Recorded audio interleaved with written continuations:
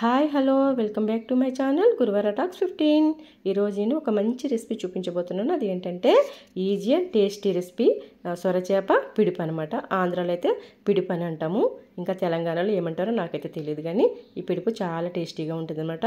చాలా easy process అనమాట. ఇది ఊర్లో మా అక్క అయితే చాలా బాగా చేస్తుంది, అందుకనేసి మన ఊరికి వెళ్ళినప్పుడు చేయించుకొని తినేసి వచ్చాము, ఇంకా బాక్స్లో కూడా పెట్టుకుని తీసుకొచ్చాము.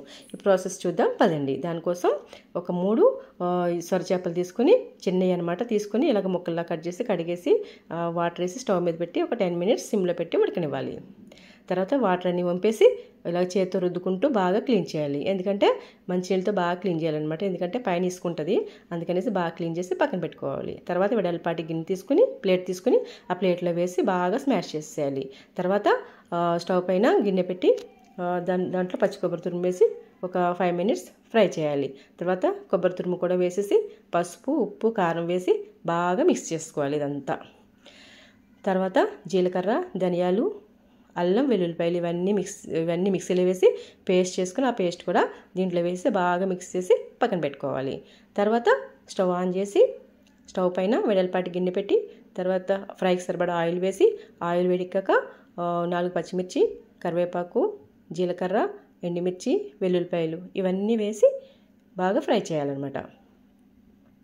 ఇవన్నీ ఫ్రై అయిపోయిన తర్వాత ఇందాక మనం కలిపి పెట్టుకున్న మిశ్రమాన్ని వేసి బాగా ఫ్రై చేయాలి.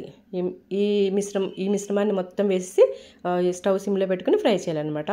ఈ ప్రాసెస్ అంతా మాత్రం సిమ్లోనే చేయాలి, హైలో మాత్రం అస్సలు పెట్టకూడదు. స్టవ్ హైలో పెట్టామంటే గిన్నె మాడిపోతుంది కదా, అందుకనేసి ప్రాసెస్ మొత్తం సిమ్లోనే పెట్టి చేయాలి.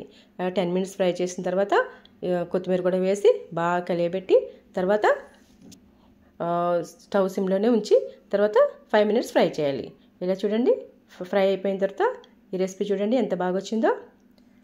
చూడండి ఎంతో టేస్టీగా ఉండే సొరచేప పిడుపు రెడీ అయిపోతుంది.